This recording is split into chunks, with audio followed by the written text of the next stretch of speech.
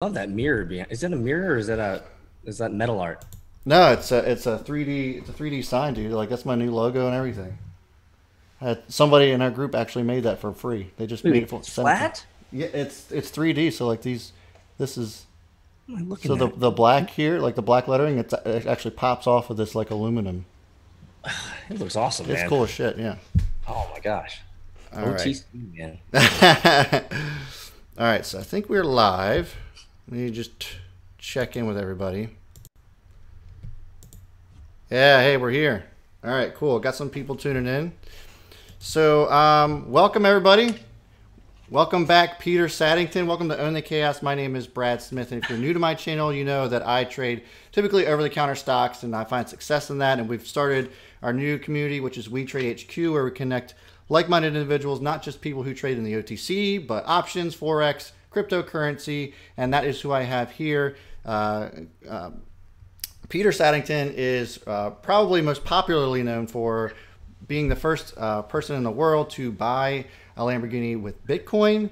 But he is so much more than that. He is a serial entrepreneur, and that's why I love the guy. He just keeps on going after it day after day. And if you guys remember, following my channel for a while now, he was part of my Monday Millionaire segment that I had, and he was such an inspiration to people. And everybody loved you, Peter. And so I thought, what a better time to have him back on now and kind of catch up with each other and see where we're at. So welcome. Absolutely. Absolutely. Thank you so much, Brad, for the very generous introduction. It's great to be back. We were talking about this right before the stream, and we were talking about how it's good to be grounded. It's good to be grounded. It's good to remember where you come from. And I really appreciate that conversation with you, and you kind of alluded to a little bit in the introduction here, and I really appreciate that, because that's something that I want to make sure that I portray, is that I've been successful. Right. and I have earned it, and I appreciate it fully. And I really want the best for everyone else, because there's no point in lording over anyone. There's no point in trying to have power over anyone. It's just, it's you versus you versus you. Right. And if you're successful, share it. And so thanks so much for giving me an opportunity, lending me your ear, and hopefully encouraging your audience. I want them to crush it. I want them to help you. And I want them to help themselves as well. So well, thanks, man. I appreciate Thanks for letting me come back on. Absolutely. So for our newer guests, I guess we'll just kind of give you a little bit of a backstory. So I guess just kind of talk about your background, not just with Bitcoin, but, as far as you as an entrepreneur, all the businesses you have had and everything else. So let's just get a general, Yep. I'll make it real short. Sure. I'm the type of person that always desires to stretch my own boundaries. I've always felt like the human life was more like plastic than anything else. Add a lot of heat and you can mold it to your will. And so I've always tried to challenge myself and move myself and try to be things that I've never been before. So I went into education. I have 3 master's degrees in counseling, and counseling and organizational behavior, in education and cognitive learning theory, and a master's in divinity, focusing on apologetics. Then I went into the corporate world. I went into the corporate world and used all my scientific endeavors to help and consult and build startups. And so I've built 13 of them. Most of them have failed, but I've had 7- and 8-figure acquisitions to Fortune companies. You can find all that. It's all public knowledge. And then got into crypto in 2011. Wasn't serious until 2014. And in 2014, I really buckled down and really wanted to understand this technology. And so here I am. Since from 2014 to today, we've rolled out many different products for the cryptocurrency space, all of them free. The Bitcoin.pub, CryptoYum.com, CoinPuffs.com, 10daysofbitcoin.com, B90X 90-day program. It's all free stuff. It's all free stuff. And it's very tailored to two areas: cryptocurrency and personal responsibility, and taking ownership over your own life and saying, hey, look, I can determine and create the world that I desire and the world that I want. I just have to fucking work at it. Right. And so that's really been my focus, and we're still building. And right now we are building our cryptocurrency exchange, yen.io. So we're still on the grind here, brother. I love it, man. I love it. Your energy just like makes me energized. I think that's what a lot of people love about you too. But it's so great. And there was one other one, VinWiki, that I like to check out too. So that was a cool app. VinWiki, if I may shill for a second. Sure. VinWiki. So I'm the CTO of VinWiki. It's a Carfax competitor of sorts, but it's more social based. And so I wanted to prove that I could show how to build a kind of a following and build a marketing and make money on YouTube. So if you go to VinWiki, I think it has like 450, maybe 500,000 subscribers. Yeah, it's a ton in 1 year. Right.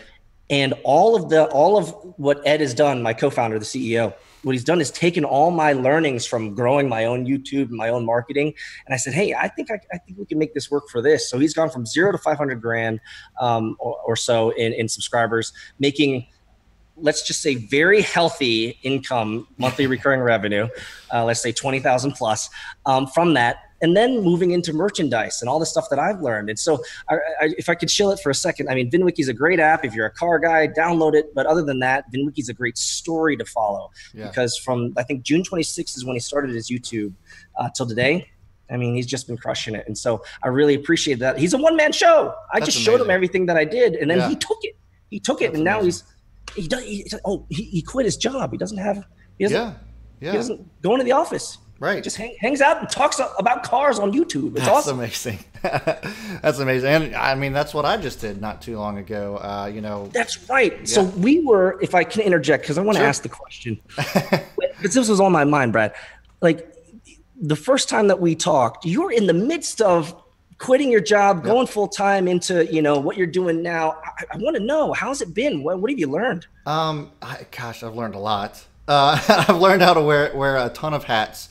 I'm the accountant, I'm the tax guy, I'm, the CEO, and then I have my partner who's, we call ourselves co-founder, but technically he's building the castle. His name's Jake, and he's, the developer who built the website. And so, he's more of a CTO, if you will, and I've kind of handled on the business end of things. But like, it's been amazing, just how, I don't know, it's one of those things where I've been working my ass off, and I feel like I've been working harder than I ever have, but I'm way less stressed about it. And I'm just having a blast doing it. Like every day I'm learning something new, and I'm making a new connection here or there. And that's the part that I love, is being able to connect and network with people and be around people that are so much smarter than I am.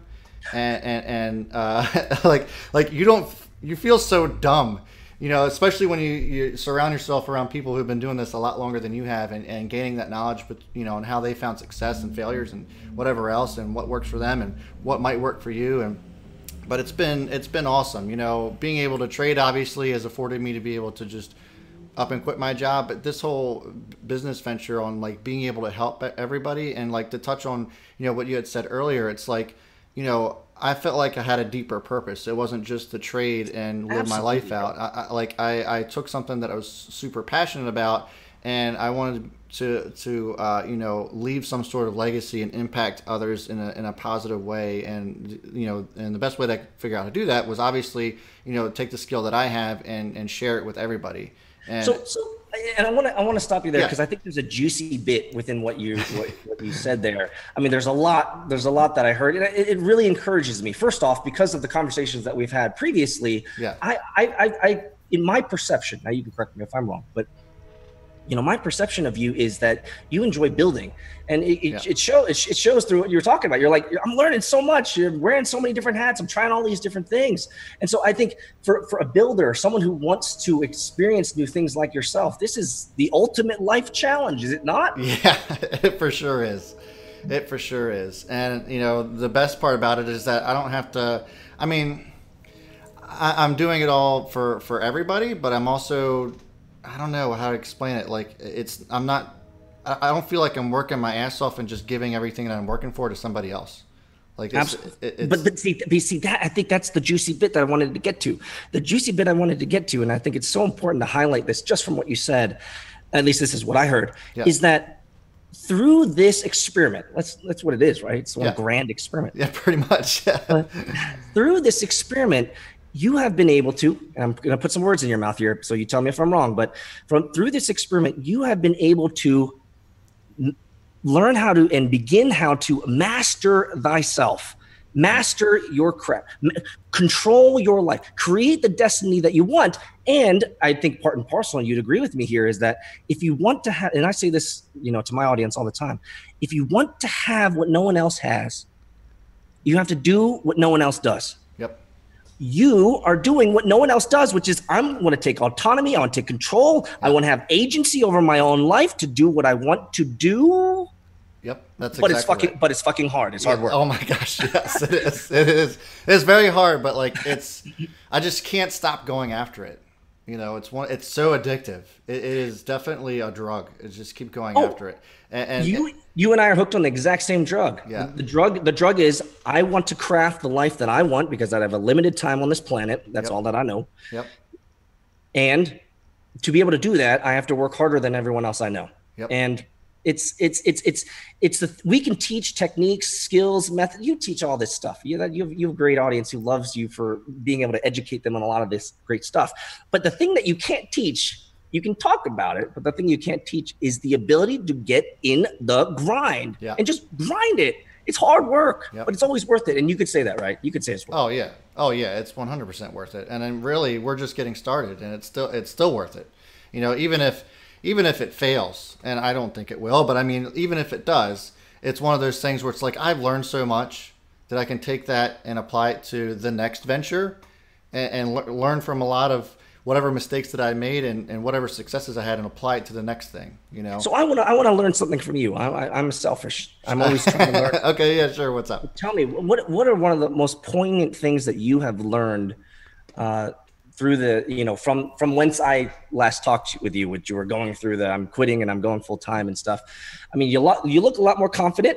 Yeah. Our conversation before this meeting, you were a lot more smiley than you were when I asked you, hey, are you quitting your job? You're kind of like, let's be intellectually honest. You're a different person now than you were then. Oh, 100%. And it's only been like 4 months. There you go. Life change can happen in 4 months. So yeah, teach me something. What have you learned, man? I've learned the power of networking and even reaching back out to those old contacts and just not being afraid to even just talk to new people. And, I've learned that not just from, and the hardest part of trying to reach new people has been through, social media and internet, because nobody gives you the time of day because you're so small, right? But those people that give you the chance, like not being afraid to just meet new people. I don't know how many times I've just gone out and ran into somebody that like maybe I knew, or I've even talked to an old instructor that I had, and like he's helped me like from like a consultative standpoint, because he's a serial entrepreneur like us and has had like multiple businesses, and him being able to help me. So like just the power of networking and getting in contact with as many people as you can. I think I touched on this earlier, like just surrounding yourself around people who are smarter than you. And just absorbing everything that you can from those people and applying it to whatever it is that you're doing. I think I think you can never be reminded enough of the power of networking. But I want to ask you a question about a kind of a nuance or an aesthetic to networking that I think a lot of people don't explicitly highlight in terms of kind of the process of networking. Would you say that there were moments when you were reaching back out to your past history, past context, that you were a little nervous about what they'd think of what you've become?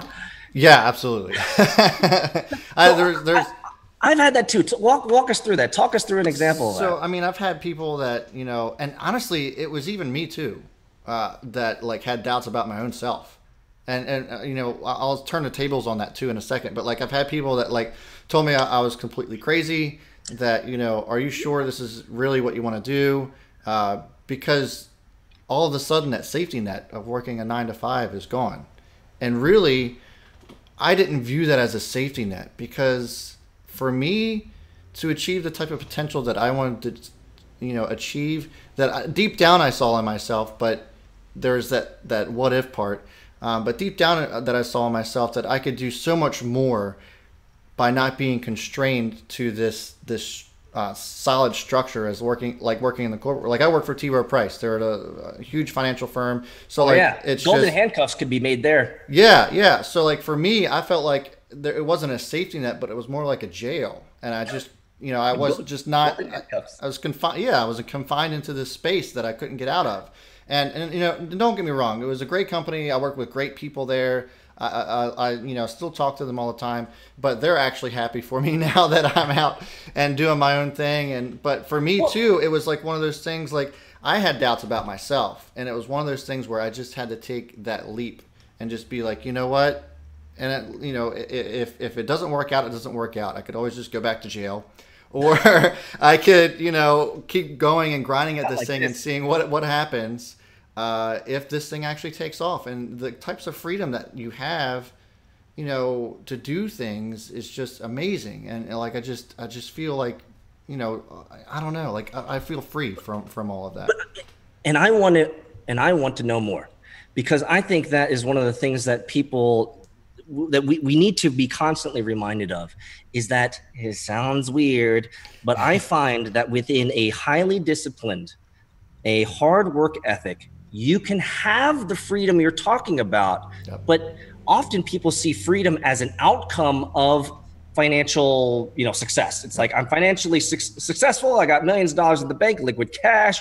Now I can be free. I don't agree with that. Yeah. I believe true freedom, it sounds weird saying it, but I feel like true freedom only comes through the act of hard work. Yeah. And the act of the grind, and the act of being responsible, taking responsibility for your own life, taking responsibility of your actions. So, and to kind of tack on to what I heard you say there, I would say that even though you're working probably harder than you ever have, yeah. Right? Yeah. Oh yeah. You, interestingly enough, you now have more time to freely think about creative ways to grow your business. Oh, 100%. How the hell does that happen? How does it happen? It's the weirdest. Yeah, I don't know. It's the weirdest thing ever, because you when you're working that 9 to 5, I don't know. I think for some people, and I can attest to this, is that I've even come up with great projects and successfully pulled them off in that corporate world, and it gets barely noticed. And I made like major changes when I worked in that corporate, and it's like, oh, here's your $300 raise. Thanks for changing.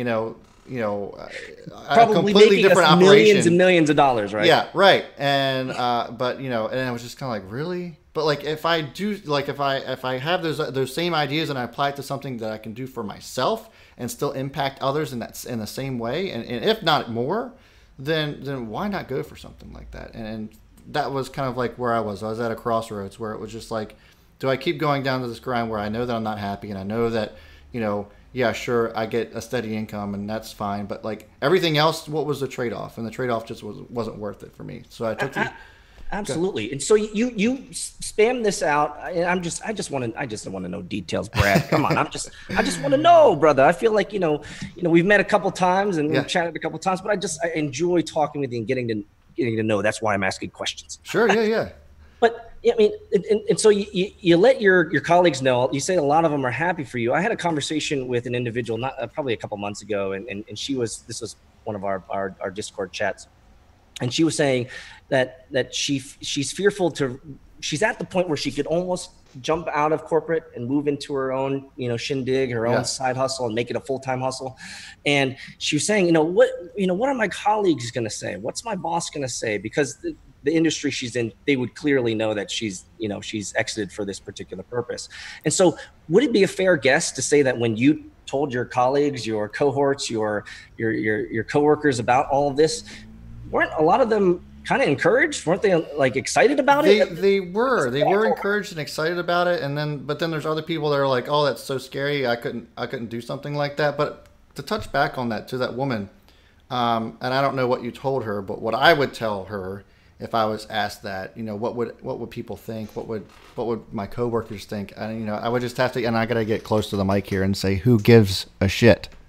Because who gives a shit? Because it's all about you and what's best for you. Who gives, like, they're not going to be in your lives forever. And honestly, you could be working with somebody for 20 years next to them in the same desk. You leave one day, you're gone, and they don't care. They never talk to you ever again. Yep. And it happens all the time. So who gives a shit about that person who doesn't give a shit about you? Honestly, they're just giving you your opinion. It's like a Coke machine. It's like, here's 25 cents. Give me your opinion. Other than that, they don't care, right? The machine doesn't. Yeah. And yeah, if they're not going to support you in something, I mean, if I were to say that I wanted to go be a baseball player at 32 years old and I want to go play Major League Baseball, maybe that's a little bit far fetched. But we're talking starting your own business. This isn't something crazy. That's why we have Dancing with the Stars and who can be the best singer in America from old men like you and I, aspiring to finally be the Justin Bieber that we always knew was in us. We have entertainment for that. Exactly. So yeah, I've learned, and I was that person. I was that woman one time, where I worried about what even my family would think or what my close friends would think. And so, if they weren't supportive, I would just be like, well, that's something that I don't need right now because I don't need anything else to be bringing me down. So that is worth talking about. I was just having a conversation just actually maybe 8 hours ago with Discord chat early in the morning about I ain't got no time for negative people. Nope. Like, and I think sometimes we give people, dare I say, a little bit more grace than we should. Yeah. Because sometimes the negativity. Let me tell your audience, guys. There is zero reason to ever hang out with a negative person. Period. End of story. Nope. There's zero value that you can glean from that. And I was telling Discord chat that there was it's been a long time, maybe 2 or 3 years. But I remember 2 or 3 years ago, I had a conversation with an individual where I literally had to say to them, I said, look, you are just overtly negative. I really like you. I really like your ideas, but you come from a worldview that starts with negativity. Yep. And I can't do it anymore. I cannot do it. I got my own shit. I got a wife, kids, and a mortgage, guys. Yeah. Exactly. Actually, I don't have a mortgage. But I have enough stressors. You got taxes to pay. I got taxes to pay. And I got the kids starting, school soon. So, like, I don't need it. I don't need it. And so, I think you can resonate with that, right? Absolutely. And by the way, guys, I forgot to tell you in the beginning. So, if you guys have any questions you want to ask Peter or even myself, or just about whatever it is that we're talking about, it doesn't even have to be related. Ask Peter about his Lamborghini, whatever. Ask away. So we're getting carried away. We're like talking like old pals here. I know.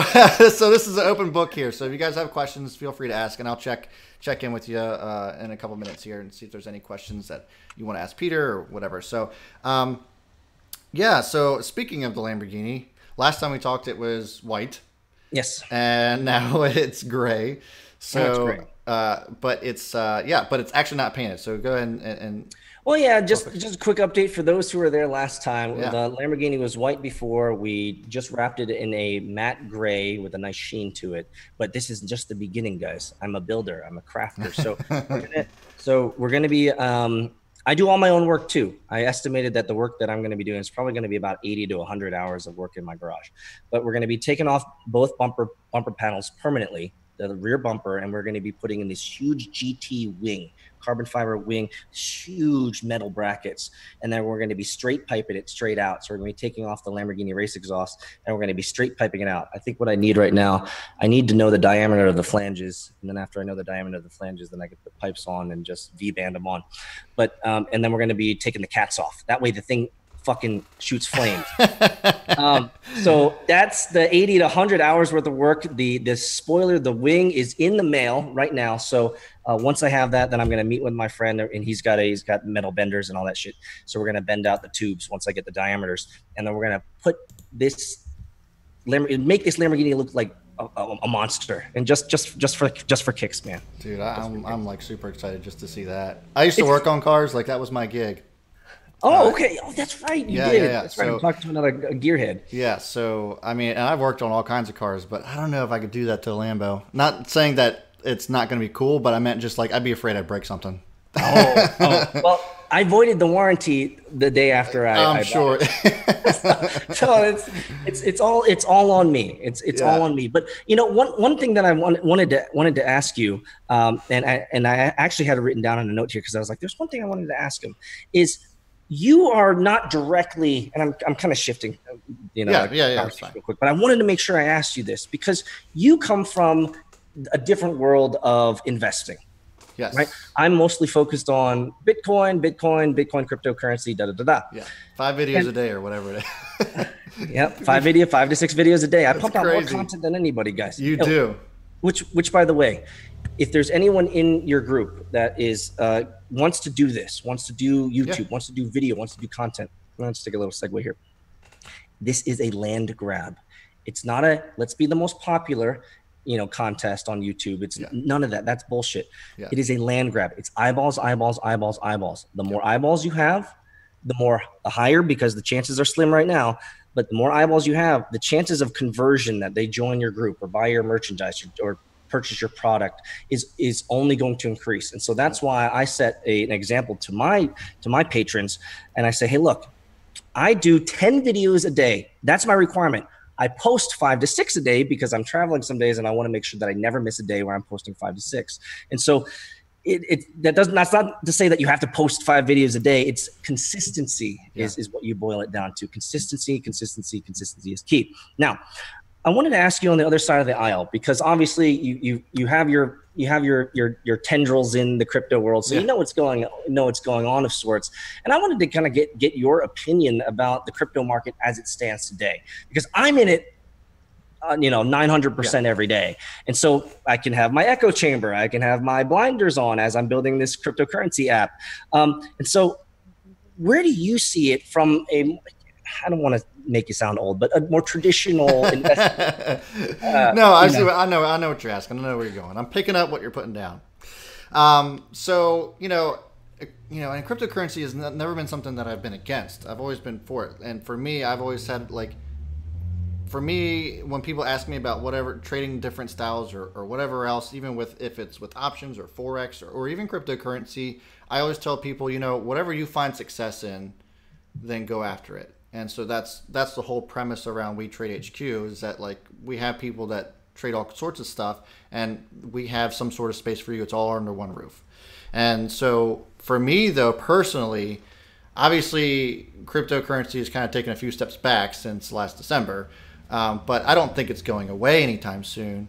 And for me, it's one of those things where it's I'm not sure if I'm ready to start delving into that and start putting my money into it yet, because what if it's not the right time and whatever else. And I do watch your videos regularly, not 5 a day, but pretty regularly.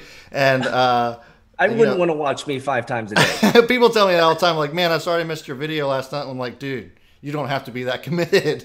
Trust me. I wouldn't be that committed to myself. So so it's not that I dislike it or anything like that. It's just, I guess, a nervousness that I have about it, and an uncertainty about cryptocurrency. So maybe you can. Can I quell that? Yeah. Can I quell that uncertainty? I think that would be my specialty here. For me, and I'm going to answer you. It might not be satiating for your audience. It might not be satiating for you. But it's a true answer. Yeah. Where cryptocurrency lies today, I still see as the experimental phase. It's the startup. It's the beginning of a nascent technology, beginning of a nascent market, and the builders in cryptocurrency are going to be the rich and wealthy of the future. The builders today are the ones that are going to come out on top in the future. And that's why, for me, I've planted myself there as a builder, as a provider of services. Here's something that I tell our patrons on patreon.com/pub a lot. And I think it'd be helpful to your audience here. And I don't know if I said this last time, but it's so important that I repeat it a lot. That's fine. When there was the California gold rush, now some of you guys are going to have to look back down to 1897 when it began. If anybody was around during that time. Yes, for all you dinosaurs out there. But when the gold rush began and into its heyday, the people who became out of that new nascent market of gold, which is, by the way, still around, we still have a gold market. And so I see the same with cryptocurrency. We have the new age of happenings and everything's popping up and craziness. Right. But the men and women of industry who became the wealthiest from the gold rush are the men and women who sold pickaxes. They sold saws. They sold wood. They built hotels. They built brothels. They built marketplaces. They built food, depots. Yep. They built the rails. The speculators, the speculators, there was only 0.5% of chance that you come out of there rich. It was the builders who became wealthy. And so if that analogy makes sense, Yeah. in cryptocurrency, that's where I see us today, is that those who are building for the cryptocurrency and building in the cryptocurrency economy right now, Yeah. those are the ones, and I expect to be there. Those are going to be the ones that are going to be successful. Those are going to be the ones that are going to be it's a longer run. Yeah. But in my eyes, it's almost guaranteed. As long as if your audience is into crypto, and if they want to do exceptionally well in crypto, start building. Become a pickaxe salesman. Sell crypto services. Start building in the crypto space. Start creating a consultancy or offering a product or swag. Or there's a million things to do. And so that's where I see it. Now, is it a good time to speculatively invest? I have no idea. I'm highly biased, and I bought Bitcoin at $2.52. I'm always up, guys. So I'm not. And being intellectually honest, I am not the right person to tell you that the right time is to invest. I dollar cost average Bitcoin every Friday, $100 a week. That's just my thing. And that's my kind of staying in the market of sorts. But I never promised not to be biased, but I always promised to try to be fair. And so I say that cryptocurrency is not going to be going away. It's coming out of the box. And I think right now is the time for builders. It's the building time in cryptocurrency. Speculative investing, I think you can make exceptional money if you're really good at it, and you really have the skills and expertise and the kind of the know-how and experience, the market experience. You can do exceptionally well. But the speculators aren't going to be the ones that we're going to be talking about in 10 years because they're going to be gone. The ones that we're going to be talking about in 10 years are people like me, because you say, well, this motherfucker's been around since 2014. I'm not surprised he's still here. And actually, his net worth has relatively increased with the size of the market. So I'm not surprised, Peter. And that's one thing that I tell my Discord, if I continue to rabble on here for a second, is that you should not be surprised with the success that you have, because the success that you have is a function of the work that you're willing to put in to get it. And so in the next 10 years, I damn well be sure to be around. I'm going to be around. And so I will not be surprised in 10 years when my net worth in crypto and my net worth in building applications is going to increase from now to 10 years. I'd like that to be magnitudes larger than what's in my mind, but I don't know that. I only know is that I'm going to continue to sell pickaxes during this time of cryptocurrency. And I think you, in many cases, are taking that same approach. Even in your particular markets, you're selling services. You're taking what you're passionate about and sharing that knowledge, and I think people are loving that, right? Yeah, absolutely, and people love the fact that we're all inclusive as well, and that we're not, just, I don't know how to explain it. That we're not just, shunning you out because that's just not the style of trading we do, and that was the whole purpose of building the community I have. I wanted it to be way bigger than myself. I didn't want to be the OTC show. I wanted it to be, everything. Well, that's why you have me on. Right. Exactly. And, and actually, you're kind of trying to do similar to the same thing, right? With as far as your platform with Yen, right? And, you can go ahead and yeah. So here's the shield, guys. I mean, we're building yen.io, yen.io. It's going to be the world's first crypto social exchange. If you think about like a Coinbase and a Twitter had a baby, that's what we're creating. We're allowing people to create their entire own world. And so if you have a little bit of context about what I talked about with Brad earlier, is that I want to create my own world, and I want to be able to allow others to create their own. And so it looks like Twitter, it looks like Facebook. And so you'll be able to buy cryptocurrency as easy as a tweet per se. And it'll allow you to create marketplaces, sell your services, create private groups, all sorts of stuff. And so it's going to allow you to transact at scale the way that I believe Satoshi Nakamoto had intended it, which means agnostic of exchange, agnostic of inputs, outputs, agnostic of origination, agnostic of destination. I can trade with you. And I always like to say it this way. Imagine if you could tweet your friend on Twitter, and when you tweet, you also send them 1 Bitcoin. That's what we're doing, is that we're creating a social system, a social apparatus that allows people to message to each other and have a transactional layer attached to it, so that you can send crypto for products, services, consulting, contracting, a marketplace if you sell swag, or if you want to have a private group like a Patreon or a Discord chat. Like all of that stuff we're putting out of business. We're putting out Facebook out of business. We're putting Twitter out of business, putting Patreon out of business. We're putting all these things out of business because all those features that you enjoy from those, We're going to be building them. So that's That's yen.io, guys. Super excited. yeah, yen.io, and you can go ahead and pre-register for that if you want. Yep. And yeah, I think it's an awesome concept. Honestly, like if you're able to do that on a global scale, like that's just going to be amazing. Oh, And we're doing it. Our test net's already working, guys. We're already doing it. and that's awesome. That's awesome. And who knows? Maybe one day we'll end up being a part of it too. Like that was. I expect to, because it's free to sign up. It's free to make money on it. So, Right. so if you have any type of services you sell, you can sell them. And obviously the core idea is you don't have to exchange fiat, you exchange crypto. So if you have swag, t-shirts, you have a service, you have a monthly subscription. Here's the thing that's really good for monthly subscription. With yen, you're paid immediately with cryptocurrency, and intrinsic to cryptocurrency is there's no refunds. So you don't ever have to worry about people shaving off the top, no percentages off.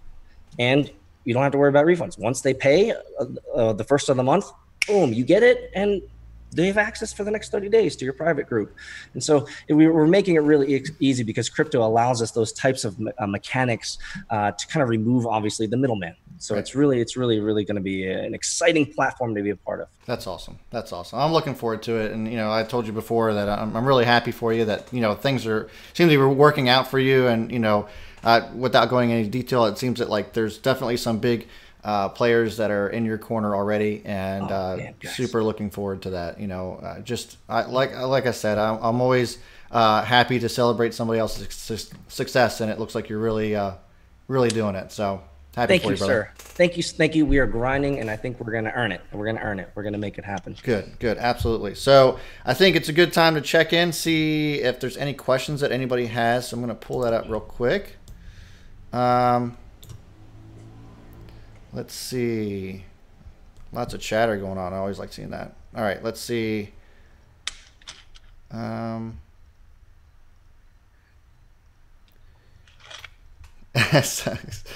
right, somebody said I got LG and I'm to free up my future, so I thought that was cool.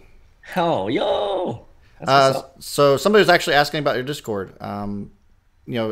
I don't know if you want to. Do you have that listed on your YouTube channel? Because I have your YouTube channel link actually in the description, guys. If you're watching this now, and it's going to stay into this video, but like Peter's Decentralized TV YouTube link is in the description. So I didn't know if that was here. So you can find it at the end. I'm going to update it. Nope. I'm going to change it from the bitcoin.pub, and you can go to. I'm just going to delete these real quick. You'll see it at the bottom in a second. Patreon.com/pub. If you go to patreon.com/pub, you can find our Discord link. Okay, cool. So there you go. I think you got some of your followers on your channel over here, which is kind of funny. Somebody said we're creeping on you, Peter. Oh, they're always creeping on me, man. They're always creeping. What's up, guys? I'm working here. I'm working here, guys. It says Crypto Mom, so I don't know if that's. Oh, yes. She's actually been one of our longest subscribers, supporters, fans, and overall just kind of crazy old lady. That's hilarious. I have a few of those. I won't name names. I have a few of those. Shout out to Crypto Mom. I gotta say shout out to Crypto. Got her in here. So somebody said that you are a content generating machine. Yes, sir. I did see a question. Somebody can't find it word for word. Somebody did ask how old you and your brother were when you created your first website. Created our first website.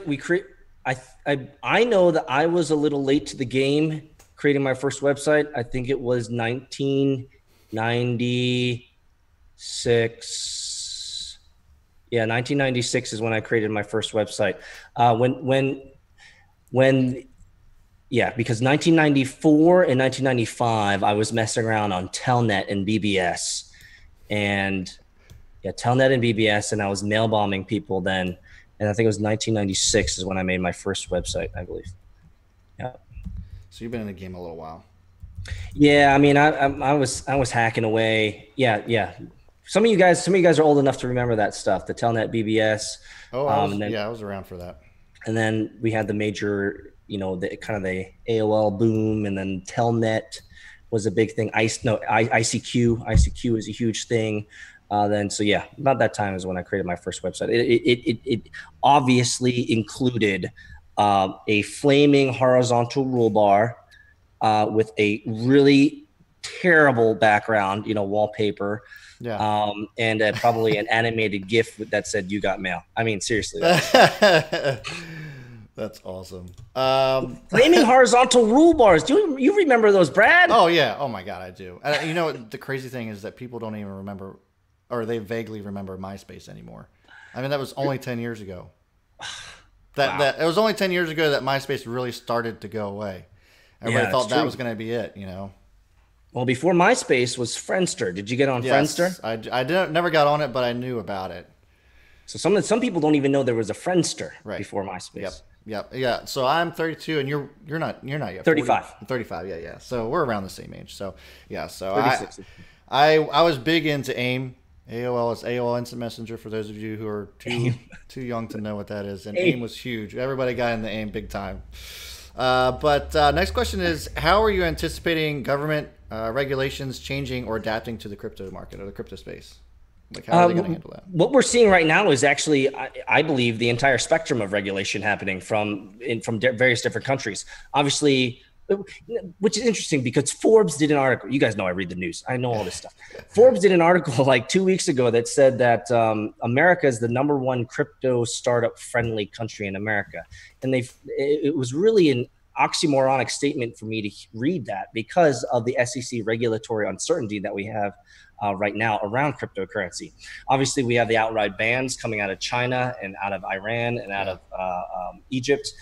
We have the most progressive regulatory regimes that are out in Japan. Australia is included in one of those, which I don't know why. Maybe it's a mainstream media thing. They don't want to talk about the regulatory openness of Australia right now. And so we're seeing the entire spectrum. We're seeing from closed doors to wide opening doors. One thing that not a lot of people maybe have picked up on is that Japan has created the first self-regulatory grouping of exchanges in Japan. This is most people might not understand what this means, but this allows cryptocurrency exchanges to come together to create regulatory rules and boundaries that make pragmatic sense to them. And it has oversight, kind of like an IG of sorts. They have an oversight to it to make sure that they're not going against basic Japanese legal constraints. And so this is I did a DC TV news clip on this. This is one of those things that I'm really keeping my eye on because I'd really like to see what kind of emerges from Japan's self-regulatory climate. I mean, can you imagine Wall Street self-regulating? No. That would, I mean, come on, that's not going to, Wall Street self-regulating is not going to happen. No. And so to have Japan create, some people call it pseudo, but I think it really is a really well-formed self-regulatory committee of sorts. I'm really interested to see how that's going to fly. I hadn't heard of that. Yeah, like it's basically just going to be automated then, right? I mean, that's what it's getting to. Absolutely. Wow. Everything's going to be moving to automation. And so you can pass through regulatory requirements, regulatory checkboxes, et cetera, all through automation through the system itself, through transactions. And so there's going to be some really new stuff. Now, also, if I may say, Korea is going to be opening up the doors in this, I believe, this fall. And so I'm really excited to see where Korea is going to lie when it comes to ICOs, as well as crypto exchanges. And so we're going to see probably a lot more movement out in the Asia Pacific rim when it comes to cryptocurrency moving into the end of 2018, early 2019. So if you guys are interested in Asia and cryptos is going to be a hot ticket for a long time, guys. I mean, but you know this in your expertise in your markets. So there's so much money in the Asia Pacific rim. Yeah. Oh my gosh. Anytime we have a company in the US that's doing any kind of business with China, any of the Asian markets, it's automatic, upward catalyst for that. Anytime they get into something like that, it's automatic.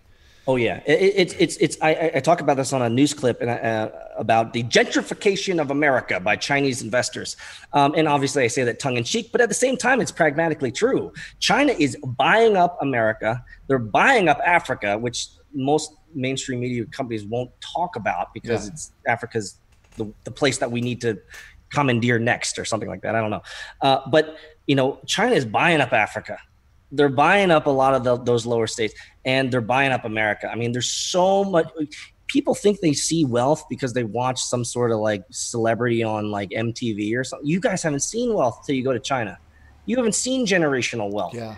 These Yeah. these family offices, these family investment offices, hundreds of millions of dollars. Like, who are you? I don't even. How do you have so much money? How is this It's possible? just old money, like real Right. old See, money. yeah.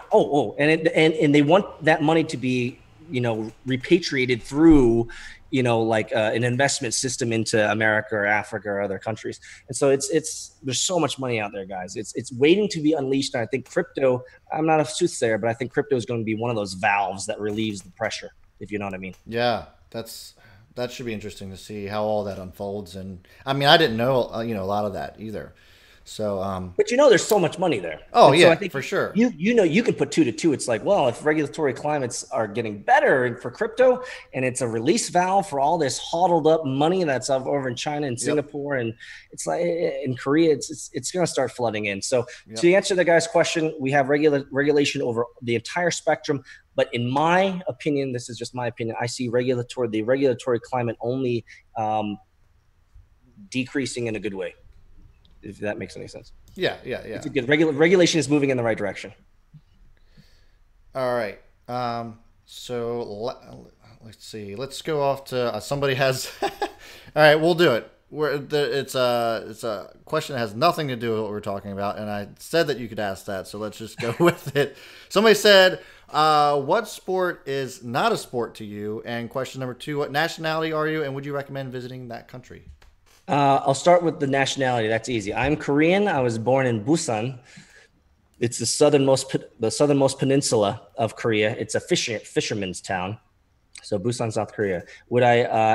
Should you visit? Absolutely. You should go to South Korea, in Seoul or Busan, and go. You can go there to play. It's a great place to play. I lived there. I worked there. I worked there for the Korean government as well as I worked as a contractor for Samsung over there. And so I know what it's like to live over there. I wouldn't live over there anymore. I certainly wouldn't raise my kids and my family over there. But it's a great place to play. So totally put it on your bucket list. Seoul or Busan are great places to play. Now, what do I not consider a sport? Right now, so you're asking the question that you have to understand some context. I'm not a sports person. I'm the type of guy that, like, in a corporate setting, people would say, "How about them Braves?" I'd be like, "Is that our ice hockey team?" That's right. You're in Atlanta, right? Like, you have half of the Orioles now, by the way. Yeah, so that's right. That's Orioles, right too. Yeah, we gave, I don't know, a ton of them. I think you have at least 5 Orioles that we gave. Yeah. So I mean, I don't really follow sports. Not my thing. Yeah. Totally. It is what it is. But I see that if your sport doesn't require sweat, that's my thing. If you're not sweating, say, well, chess is a sport. Well, I haven't seen any chess players sweating unless they're in New York City trying to swindle you, right? So that's a sport. If they're in New York City trying to swindle you on a chess game in Central Park, that's a sport. But if you say mental anguish and race car driving is a sport. 100%. Those guys are sweaty, nasty. I go on track as well. So that's a sport. Basketball is a sport. Badminton's a sport. Swimming is a sport. I know they're sweating. You can't see it though. Right. If you're not exuding some sort of perspiration, I know it sounds shallow, but if you're not doing that, can speed walking be considered a sport? Well, if they're sweating, yeah. If they're sweating, yeah. But I don't know. Yeah, I think I would do that, and then also have some sort of skill involved. Probably skill is required. I don't know how much skill in speed walking there is. That's true. So that might be negated. We might leave that one, but we'll leave it there. I hope I answered it. I will say that I'm an avid table tennis player, so that is totally sweated up. Yeah. Oh yeah. Oh my gosh. And people don't think you do until, like, I didn't actually really start getting into it hardcore until I was working at T. Rowe Price, and huge diverse community. So it was, I was the only white guy with a room full of Indians and Asians, Korean / Chinese folks, and they're always constantly whooping my ass. But once I finally get the hang of it, it was like I was welcomed into the community. They were like, "Okay, you're no longer the awkward white dude playing with people who have been basically playing table tennis since they could walk." And he was, Absolutely. I haven't played in forever, and maybe touched a paddle for, I don't know, 5 times in my entire life before I started rolling in there. But it was cool, like being able to I don't know, just learn and really understand It's like an art, not only just a sport, but just like knowing how to spin the ball. It's unbelievable. People think I'm crazy and that I'm a huge No, nerd, and maybe I am. But like table tennis is a sport that can move into insanity quickly. Oh my god! Oh my god! I mean, I would know. I mean, trust me. I remember playing ping pong games with my brother, and that it would almost get to like fist fighting. You know, Yeah. I mean, it gets hype. Oh Ping yeah, pong gets hype, guys. especially when you can figure out a serve that just nobody can hit. And it's until they start to figure out exactly how to play that. But once you got it, and they're so frustrated that every time you serve it, like they're so pissed that you're going to make that serve every time. And they know that, like, for the next 5 points, they're screwed because they can't come back with anything. And so Absolutely. Ping pong is a sport. Oh, ping pong's 100% a sport. Somebody said, so poker's not a sport. No, poker's not a sport. I don't care if there's the World Series of poker or not. It's not a sport. I would agree. Yeah.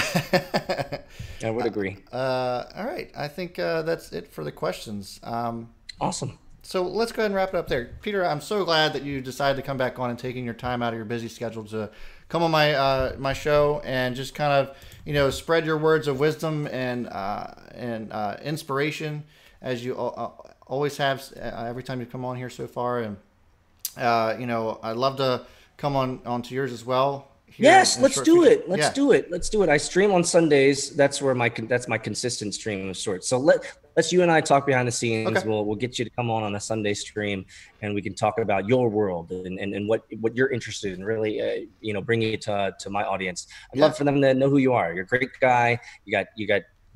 And I think if there's anything that I can say right now definitively is you are a man who is doing what he said he would do, and you're taking responsibility for your life. Well, what better way to model living the dream? It's fucking hard, but it is. You get to don't you have full agency over your life every day? Yeah. Ain't nobody telling you what to do. Nope. It's hard though. It's very hard, but it's so worth it.